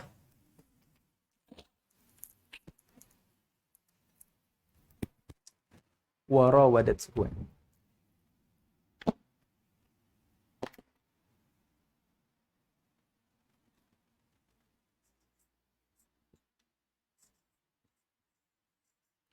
Ini Allah Ta'ala sebutkan. Warawadathu. Dia datang daripada kalimah ar-raud dan dia datang daripada kalimah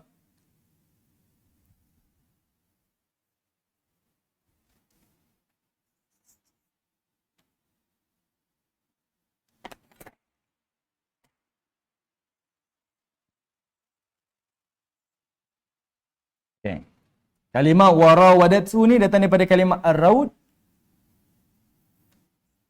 datang daripada kalimah murawadah. Murawadah. Okey, apa maksud kalimah ni? Ni kalimah seksual tapi memberi maksud yang berlapik tau.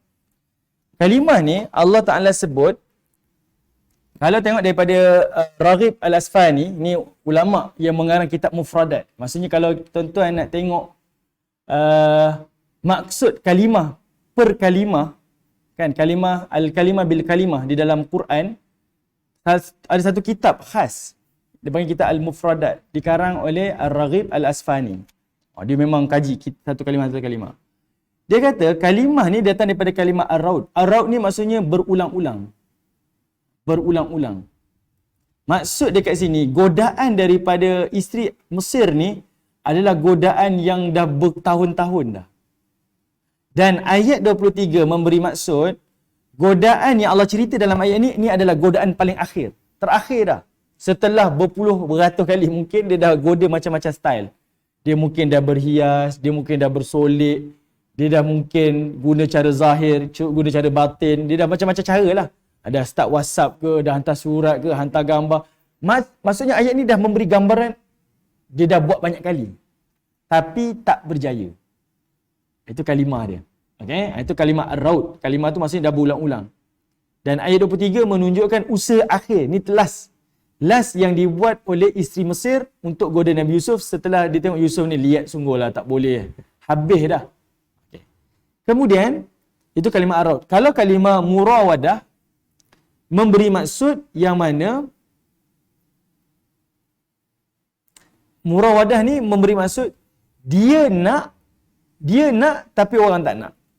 Sebab murawadah ni dia bererti berpacaran lah. Kalau kita berpacaran ni macam mana couple lah. Betul? Saya tak apa kalau tengok, kalau tengok terjemahan dia tulis pacar, saya pun tak tahu nak istilah macam mana. Tak. Mungkinlah macam itulah. Dia menggoda lah. Menggoda. Tapi godaan kalimah murawadah ni, wanita yang menggoda tapi si lelaki tak nak. Itu maksud dia. Maksud mendalam kan maksud dia. Kalimah satu. Tapi nak tunjuk dia dah buat berulang-ulang, tapi dalam masa sama dia yang usaha tapi orang lelaki tak nak. Anda nampak? Okey, itulah kalimah yang Allah nak beri gambaran satu tapi kalimah tu berlapik tau. Tapi maksud dia mendalam. Okey. Jadinya Allah nak kata allati huwa fi baitiha, yang menggoda ni siapa? Iaitu wanita yang dia, huwa tu merujuk pada Yusuf, yang Yusuf berada di dalam rumahnya. Maksud kita tahulah siapa perempuan yang goda tu. Maksudnya isteri kepada Al-Aziz. Sebab Yusuf duduk di dalam rumah perempuan tu. Baitiha. Ha dekat situ merujuk kepada nya, dhamir kepada Imrah, wanita kepada Al-Aziz. Okey, yang menggoda dirinya, menggoda Nabi Yusuf alaihissalam. Okey. Baik, jadi ibu-ibu yang dirahmati oleh Allah, yang dirahmati oleh Allah, kalimah ni memberi maksud dia adalah godaan yang terakhir.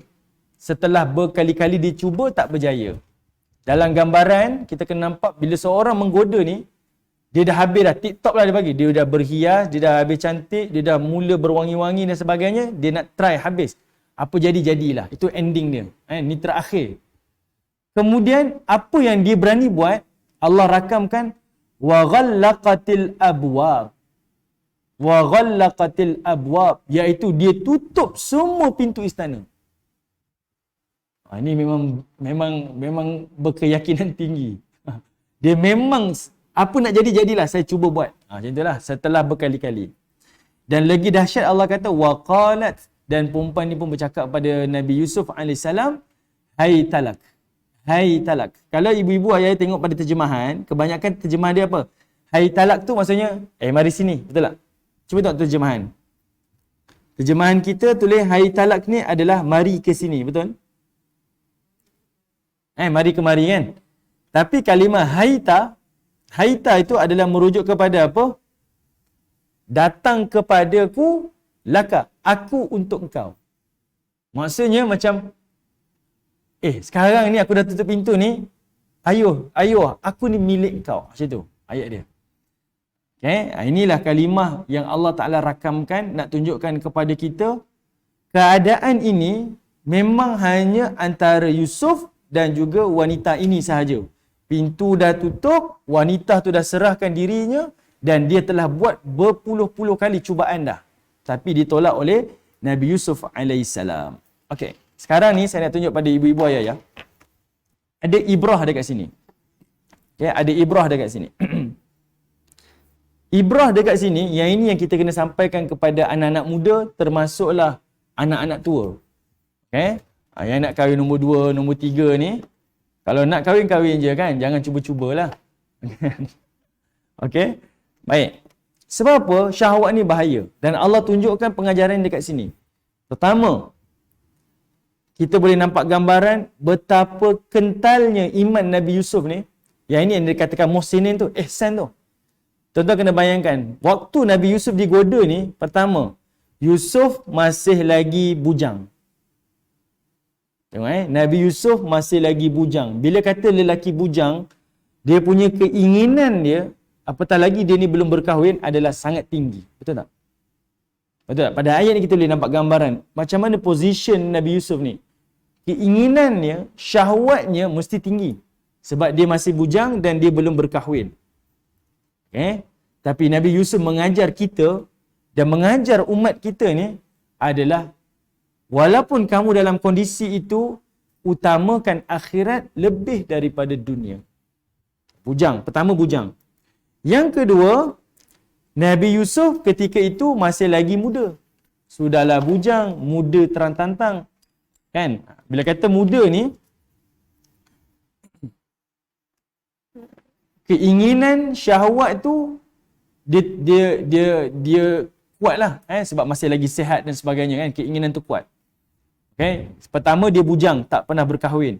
Kedua, dia masih lagi muda. Yang ketiga, Nabi Yusuf berada di perantauan. Kita boleh istilah macam tu tak? Nabi Yusuf berada di perantauan. Sebab apa? Dia duduk di bumi Mesir, dia tak duduk di Palestin. Di Palestin ada ayah, ada adik-beradik. Tapi sekarang dekat Mesir, ayah tak tahu, adik-beradik tak tahu. Ni ujian ni kalau anak-anak kita belajar kat luar negara ni. Kalau dia tak didekatkan dengan Quran, mungkin dia tak nampak. Ayah tak tahu, mak tak tahu, kita pun muda lagi, kuat lagi, bujang lagi. Alah, sekali je pun. Contohlah. Contoh. Tapi Allah mengajar kita dalam surah Yusuf ni. Tengok, Yusuf ni dia muda. Kemudian dia ni bujang. Kemudian duduk di perantauan. Kemudian yang keempat, Allah tunjukkan kepada kita, Yusuf ni duduk di perantauan, duduk di negara bukan Islam. Mesir masa tu bukan Islam lagi. Boleh? Okay? Maksudnya masyarakatnya tak kenal apa yang makruf, apa yang mungkar. Nanti tuan-tuan tengok ending tu, bila isteri kepada Al-Aziz ni kantoi, boleh istilah macam tu dia dah ditangkap oleh suaminya relax ke? Okay, tak ada apa-apa lah, okay, selesai lah. Macam tu. Selesai masalah, dah tutup kes. Nak kata masyarakat tu bukan masyarakat Muslim, dia tidak ada amar ma'ruf nahi mungkar, tak ada. Okay? Tak ada orang nak tangkap khalwat, tak ada orang peduli kamu nak tidur satu rumah laki perempuan, tak ada orang peduli. Maksudnya peluang tu terhidang depan dah. Tapi Yusuf tetap menolak. Yang kelima kan? Betul kan kelima kan? Yang kelima, sekarang ni bukan Yusuf yang nak, tetapi wanita itu yang nak kepada Nabi Yusuf AS. Okay? Bukan Nabi Yusuf yang nak, tetapi yang nak itu adalah wanita tersebut. Kalau kita nampak dekat sini, sepatutnya Yusuf tak perlu takut. Kenapa? Kalaulah berlakunya perzinaan yang mengandung siapa? Perempuan. Sepatutnya perempuan tu lebih takut. Kalau aku mengandung, habislah aku. Lelaki, tak payah takut lah. Sekali je. Bukan saya nak, dia nak. Dah cuba banyak kali kot. Saya pun dah nak sangat. Contohlah, saya minta maaf. Ini bukan nak tunjuk, tapi nak memberi pengajaran. Nak tunjukkan Yusuf ni, Allah mengajar kita, khususnya orang muda lah. Nak tunjukkan kepada kita betapa kentalnya hati Nabi Yusuf AS ni. Okay? Wanita tu yang mengajak berkali-kali, tapi dia tetap menolak. Yang keenam, iaitu Nabi Yusuf dengan isteri ni adalah dalam keadaan perempuan ni muda lagi, bukan tua. Okay, perempuan ni yang kita panggil Zulaikha ni adalah muda, bukan tua. Sebab menjadi kelaziman dalam riwayat-riwayat sirah, bagi raja-raja zaman dahulu, dia tak mencari wanita tua. Kelaziman sampailah kelaziman lelaki muda sekarang lelaki tua sekarang. Ini tak ada nak tembak siapa-siapa. Tapi sekarang bercakap je lah. Okay, kelazimannya. Orang dahulu, raja-rajanya dia akan memang mencari gadis-gadis untuk dijadikan isteri. Bukan orang yang sebaya dengan dia ataupun lebih tua. Sebab itu Nabi SAW, bila selepas kewafatan Khadijah, Nabi berkahwin siapa dulu? Kan? Nabi tak berkahwin dengan Aisyah. Tak sampai sebulan lagi lepas kewafatan Khadijah, terus Nabi kahwin dengan seorang lagi wanita. Iaitu Saudah. Saudah ni dia tua. Dan tuanya Saudah ni, pada hari giliran Saudah kata, giliran aku pas kepada Aisyah. Maksudnya satu pusingan tu, Aisyah dapat 2 kali giliran. Sebab dia dapat giliran daripada Saudah. Saudah dia tua. Itu Nabi dia sentiasa berbeza dengan masyarakat. Nak tunjukkan orang dulu suka pada ni, tapi Nabi tidak. Jadi kita boleh nampak Zulaikha ni muda, Yusuf muda. Kemudian yang ke-7, iaitu perempuan ni pula adalah majikan kepada Nabi Yusuf AS. Saya nak cakap macam mana, bila kita nampak gambaran ni, kalau yang sefaham saya, zaman dahulu ada sistem perhambaan. Ada sistem perhambaan. Kalau tuannya meniduri hamba, dia suruh hukum zaman dulu, zaman sekarang tak ada. Tuan boleh meniduri hamba zaman dulu tuan boleh meniduri hamba. Kalau hamba itu melahirkan anak kepada tuannya, maka wanita tu akan terus dibebaskan menjadi wanita merdeka. Dia diangkat menjadi wanita merdeka. Sebab itu Nabi ada seorang hamba namanya Maryam Al-Kibtiyah. Ni hamba ni bukan isteri, dia hamba. Tapi daripada tu dapat seorang anak dan automatik Maryam tu dibebaskan menjadi wanita merdeka. Okey. Ada orang nak bebaskan hamba, dia kena bayar nilaian wang yang sangat besar, 500,000 dinar. Wallahualam, saya tak ingat. 50,000 dinar. Nilai yang besar tu 50,000 dinar untuk bebaskan seorang hamba. Tapi ada orang yang berkemampuan, dia ni lelaki merdeka, dia meniduri seorang wanita hamba, lalu dapat seorang zuriat, maka dia dibebaskan. Itu kaedah lah, kaedah. Okay? Berbeza dengan orang dulu. Sebab tuan-tuan bayangkan, seorang lelaki merdeka untuk meniduri seorang hamba, dia macam, kita kata tak ada kelas. Tahu? Macam, kan beza kelas dia, kasta dia. Jadi apa kelas saya nak tidur dengan, contohlah kebanyakannya akan hanya melempiaskan nafsu sahaja. Tapi dia tak nak bertanggungjawab. Tapi bila dapat seorang zuriat daripada seorang hamba, automatik lelaki akan bertanggungjawab. Kan? Dan automatik wanita itu dimuliakan dan dia akan jadi wanita merdeka. Itu hikmah. Tapi syariat tu dah tak ada lah. Ini zaman dulu. Jadinya, kalau fikirkan, banyak logik kat sini. Kalau aku tidur dengan dia, contohlah Yusuf tidur dengan Zulaikha, saya minta maaf, saya guna contoh lah, susah nak sebut wanita Al-Aziz, wanita Zulaikha ni. Satu, dia muda, kemudian dia majikan, contohlah, mungkin akan keluar jadi lelaki merdeka ke, macam itulah kemungkinan. Wallahualam. Itu antara. Kemudian, yang lagi tuan-tuan, yang ke 5, 4, 5, 6, 7. Yang ke-8, iaitu boleh saja Nabi Yusuf salahkan takdir. Ni hikmah lah. Macam mana dia salahkan takdir? Kenapa wahai Allah kau ciptakan aku terlalu tampan? Boleh tak? Kan? Kenapa kau ciptakan aku terlalu tampan sampai aku ni tak buat apa-apa pun orang jadi ni? Boleh je ramai orang macam tu tuan-tuan. Ramai je. Saya bukan nak jadi macam ni, tapi sebab dah hidup saya macam ni, saya nak buat apa? Ramai yang menyalahkan takdir. Jadi kita boleh nampak kemungkinan-kemungkinan tu boleh, tapi Yusuf tak buat macam tu. Dan yang akhir sekali, kita boleh kata pentas kemaksiatan tu telah ready. Tinggal Yusuf nak ataupun tidak. Pintu dah ditutup, wanita tu telah bersedia meminta-minta. Tapi Yusuf akhirnya kerana apa? Allah Ta'ala tunjukkan kepada kita kerana adanya hukman wa ilmah dan adanya al-muhsinin. Itu ayat sebelum tu Allah Ta'ala dah sebut dulu dah. Untuk menafikan semua yang mengatakan Yusuf ni telah melakukan perzinaan ataupun ada syahwat kepada wanita tersebut. Tapi hikmah dia dekat sini, 3 benda ni kena jaga habis lah. Kena ada ilmu pengetahuan, ada kebijaksanaan dan adanya ihsan. Anak-anak kita yang pergi belajar universiti, tak kisah luar negara, dalam negara, persiapkan. Persiapkan. Kita semua ada keinginan, biarlah anak ni belajar sampai Menara Gading, biar dia berjaya sungguh. Silakan tuan-tuan. Tapi jangan dilupakan, dia mesti tahu batas-batasnya. Dalamannya mesti dipersiapkan. Okay? Kita tak tahu kemungkinan di luar sana. Okey, baik. Selesai ya. Kemudian Allah Ta'ala sebut apa? Bila dia tutup pintu ni,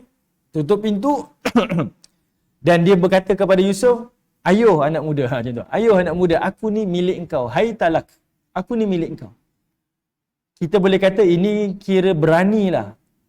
Langkah yang paling berani yang dilakukan oleh Zulaikha. Qala, masa itu Yusuf pun berkata, ma'adzallah. Dia kata, ma'adzallah, aku berlindung kepada Allah. Innahu rabbi ahsana mathwa. Sesungguhnya Tuhan aku itu ahsana maswa, telah melakukan kepada aku dengan perbuatan yang baik. Cuba tuan-tuan perhatikan. Kalimah rabbi. Rabbi ni ada 2 tafsiran. Tafsiran pertama, rabbi di sini adalah merujuk kepada Al-Aziz Mesir. Sebab zaman dulu tuan-tuan, saya pernah sebut, tuan rumah dia akan dikenali dengan nama Rabbul Bait. Tuan rumah. Digunakan kalimah Rabb, Tuhan. Tapi dimaksud tuan rumah lah, pemilik rumah tu. Jadi kalimah ni, ada tafsiran kata Rabbi ni, maksudnya Nabi Yusuf kata pada Zulaikha, aku berlindung dengan Allah. Sesungguhnya, suami kau telah bagi aku tempat yang sangat baik. Dia kata, takkanlah aku nak balas dalam keadaan macam ni. Macam tu. Takkanlah aku nak khianat kepada suami kau. Itu tafsiran pertama. Tapi pandangan saya, dan saya selarilah dengan pandangan para ulama silam ni, mereka tak bersetuju kalimah Rabbi ini merujuk kepada Al-Aziz. Sebab ini adalah Rasul. Kalimah Rabbi dekat sini, semestinya kata mereka adalah merujuk kepada Allah. Sebab seorang Nabi, fikiran dia, Allah je. Dia bukan takut pada makhluk, tapi dia takut pada Allah. Jadi kalimah diterjemahkan innahu rabbi, sesungguhnya Allah Tuhan aku itu ahsana maswa, telah memperlakukan aku, meletakkan aku di tempat yang paling terbaik dah. Cukuplah. Allah dah buat pada aku. Innahu la yuflihu zalimun. Sesungguhnya orang-orang yang zalim itu tidak akan beruntung. Okay? Sesungguhnya orang-orang yang zalim itu tidak akan beruntung. Okey, baik. Jadinya Nabi Yusuf dia punya kita kata apa? Protection dia, pertahanan dia, ma'adzallah, aku berlindung daripada Allah. Maksudnya ada lagi iman, ada lagi ingat kepada Allah, dia lepas. Tapi tuan-tuan, pada ayat 24, kita sempat lagi kan? Okey, ayat 24 ni tuan-tuan kena dengar sungguh. Kat sini macam-macam cerita berlaku. Okey, soalan sila. All the best tu okey lah. All the best. Okey. Ada apa? 5 minit? Boleh silakan.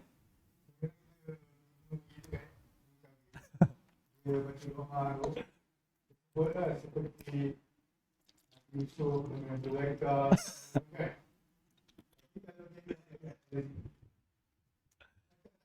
Ya, betul kan? So kita dah tahu dah. Kenapa nak doakan Yusuf dan Zulaikha sedangkan itu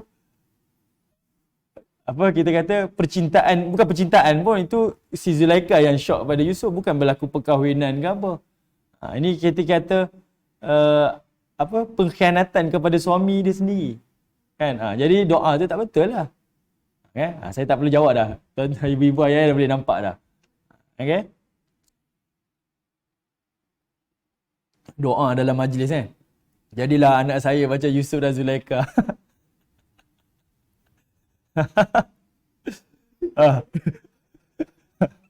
Macam tu kan? Lepas tu tak macam ni.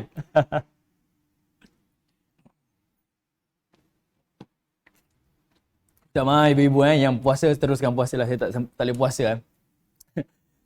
Kita cakap banyak nanti kering pula kan. Lagipun saya kejap lagi ada nak jumpa mufti wilayah.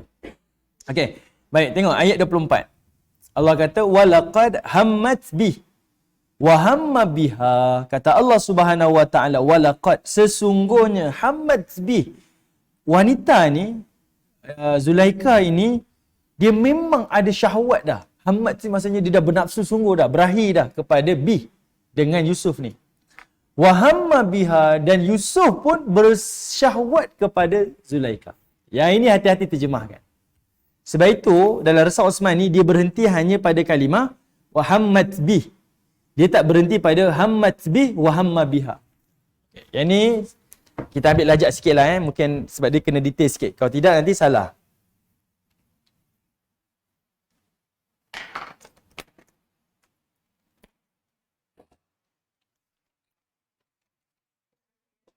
Okey.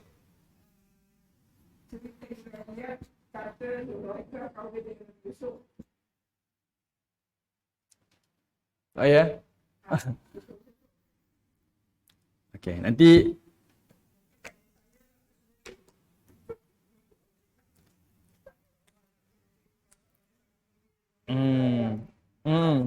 Yalah. Jawapan tu saya KIV. Okey, jawapan tu saya KIV dulu minta maaf. Siapa yang tanya tu? Oh, Uncle Aunty Huda Aunty Huda yang tanya. Saya KIV dulu Aunty Okey. Kemudian Allah kata wa hamma biha. Maaf. Okey, perhatikan kita punya resam Osman ni dia letakkan dekat sini adanya wasal kan? Maksudnya ada tanda waqaf yang bersambung. Okey, tuan-tuan boleh baca berhenti walaqad hamma bih ataupun tuan-tuan boleh baca walaqad hammat bihi wa hamma biha sampailah pada ayat yang rabbih, burhana rabbih. Burhanu rabbih. Baru ada tanda ni. Harus untuk berhenti dekat sini. Kat sini ada maksud tau. Sebab ayat dia walaqad hammat bi, Zulaikha ni tengah berahi kepada Yusuf, wa hamma biha, dan Yusuf pun berahi kepada dia. Para ulama tak berhenti dekat sini. Sebab kalau berhenti dekat sini, memberi maksud, Zulaikha ni nak kepada Yusuf dan Yusuf pun nak kepada Zulaikha. Dan dalam riwayat Israiliyat menunjukkan, di saat ni, saya minta maaf saya sebut, Nabi Yusuf ni dah berada di atas tubuh Zulaikha. Ni riwayat Israiliyat, ni bukan sahih, riwayat Israiliyat. Dan dia telah membuka seluarnya. Dan ada riwayat kata sampai berlakunya perzinaan. Tapi Yusuf tidak ada perasaan. Sebab apa? Kat lima bawah ni. Burhana Rabbi. Maka dia telah melihat adanya burhan. Tanda daripada Allah Ta'ala. Maksudnya, ada riwayat kata, riwayat Israiliyat masa dia berzina tu, Nabi Yusuf telah melihat ayahnya Nabi Yaqub gigit jari. Maksudnya Allah Ta'ala datangkan penglihatan, nampak Nabi Yaqub. Dan Nabi Yaqub ni kecewa dengan perbuatan Nabi Yusuf. Nabi Yusuf pun terjatuh dan dia telah masukkan tangannya, jarinya ke dalam tanah masa tu. Ini riwayat Israiliyat. Okay, riwayat Israiliyat. Saya ulang riwayat Israiliyat. Sebab ada kalimah burhan Rabbi ni. Nabi Yusuf tengah ni dia nampak. Okay. Tapi ini riwayat yang salah. Kita tolak riwayat yang salah. Okay. Kenapa saya tekan dekat sini? Sebab kalimah ni Allah sebut jap. Laula an ra'a. Laula an ra'a.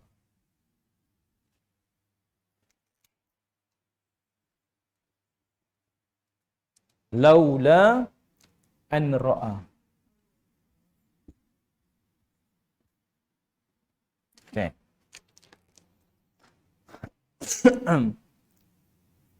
Kalimah ni al-istiqnaf. Okay, kalimah ni perhatikan Allah Subhanahu Wa Taala menyebutkan Zulaikha berkehendak kepada Yusuf, Yusuf pun berkehendak kepada Zulaikha.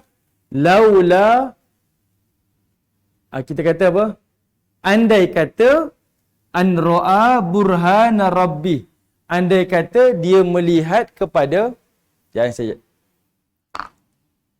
andai kata dia tidak melihat kepada tanda daripada Allah Subhanahu Wa Taala. Andai kata tidak.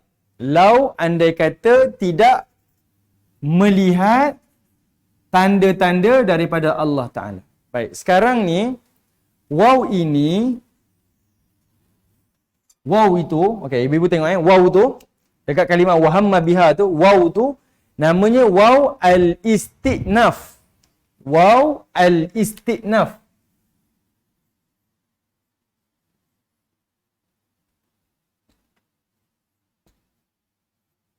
Okay. Waw al-istiqnaf.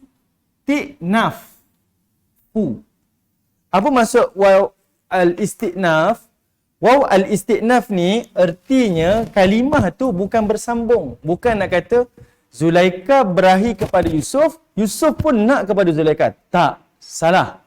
Dia terpisah. Kalimah tu terpisah. Hanya Zulaikha yang nak kepada Yusuf. Sedangkan Yusuf, Allah nak kata apa?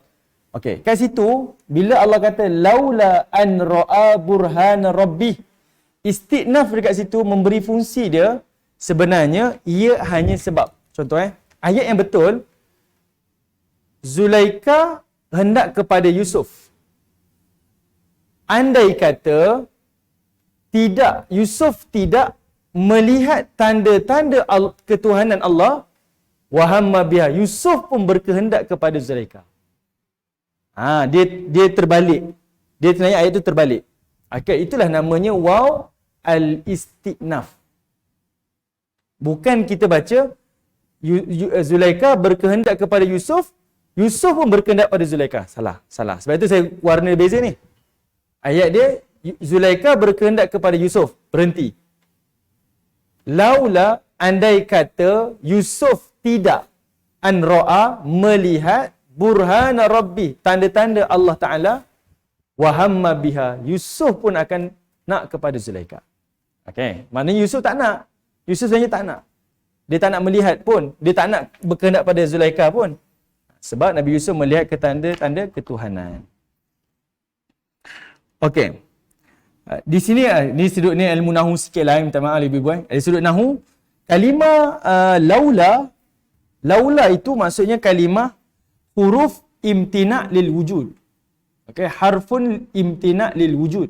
Maksudnya dia mendahulukan yang depan tu. Okey, dia mendahulukan yang depan. Dan kalimah burhanu rabbih itu namanya fi'lin syartin. Banyaklah itu ada sudut. Maksudnya kita bila tahu disiplin ni, maka kita tak tersalah faham. Kan? Kita dah boleh, yang kita panggil apa? Tasrif. Kita dah boleh i'rab kepada apa yang penyusunan ayat-ayat ni kita tahu. Ini macam mana kaedah-kaedah dari sudut asasnya kita dah tahu. Setiap ayat tu dia mesti ada mubtada, dia ada khabar. Dia kata, kalau dalam bahasa Inggeris dia ada apa? Subject, predicat. Supaya kita tak salah kan. Benda-benda tu penting. Okay? Baik. Okay, kemudian Allah kata apa? Kadzalika linasrifa anhu su'a wal fahsya.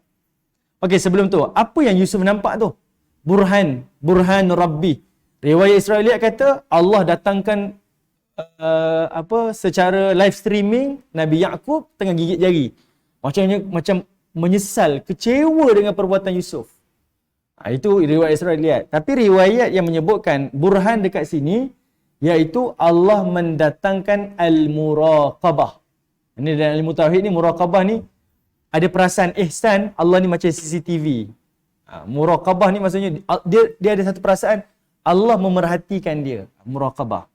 Adanya al-iman, keimanan, dan adanya suara hati yang membawa ingatan kepada Allah. Itulah namanya burhan. Itulah namanya burhan. Maksudnya Yusuf ni dia tersedar sebab adanya iman, adanya perasaan ihsan tu. Ini penting tuan-tuan. Dalam keadaan kita bermaksiat, dua benda ni selalu hilang. Tapi dua ni lah yang akan jadi protect. Orang tak tahu, kita seorang je. Selagi ada iman, terjaga. Selagi ada rasa ihsan, terjaga. Tapi kalau dua ni tak ada, habis. Kan? Kita dah nampak Okey, saya habis kat ayat 24 ni Kadzalika linasrifa anhu su'a wal fahsya. Demikianlah apa yang kami lakukan agar kami dapat memalingkan Yusuf itu daripada kemungkaran dan juga kekejian. Innahu min ibadinal mukhlisin. Dan sesungguhnya kami telah menjadikan Yusuf itu sebagai al-mukhlisin. Al-mukhlisin. Orang-orang yang ikhlas ataupun orang-orang yang terpilih. Okey, orang-orang yang ikhlas, orang-orang yang terpilih. Baik. Ayat ni, kalimah mukhlisin ni pun ada tafsiran. Nanti kita akan jumpa tafsiran tu pada ayat yang lain. Ada satu surah tu ada bicara berkaitan tentang iblis. Itu kita akan tengok iblis surrender. Kalau untuk orang mukhlisin, aku surrender, aku tak boleh goda. Itu ada sebab kenapa Allah gunakan kalimah mukhlisin. Nanti kita akan jumpa nanti. Saya akan sentuh nanti pada surah yang lain. Okey, saya berhenti dekat sini. Inilah antara hikmah-hikmahnya dan isyarat-isyarat lah. Kita dalam keadaan bersyahwat, kita ada keinginan untuk bermaksiat, kita dalam keadaan yang memang terbentang luas untuk melakukan apa-apa kejahatan. Tapi ingat, yang menjadikan pertahanan kepada kita adalah ihsan dan juga iman. Ihsan dan juga iman. Yang itulah yang akan menjadi benteng kepada kita semua. Insya-Allah. Ada soalan ke? Nak tanya soalan, Ustaz saya tak tahu je kan. Okay. Jadi ala kulli hal, terima kasih pada semua yang menonton. Semoga ada manfaat dan insya-Allah kita akan jumpa pada kesempatan yang akan datang. Kita akan sambung lagi kisah Yusuf alaihissalam. Wallahu alam. Assalamualaikum warahmatullahi wabarakatuh.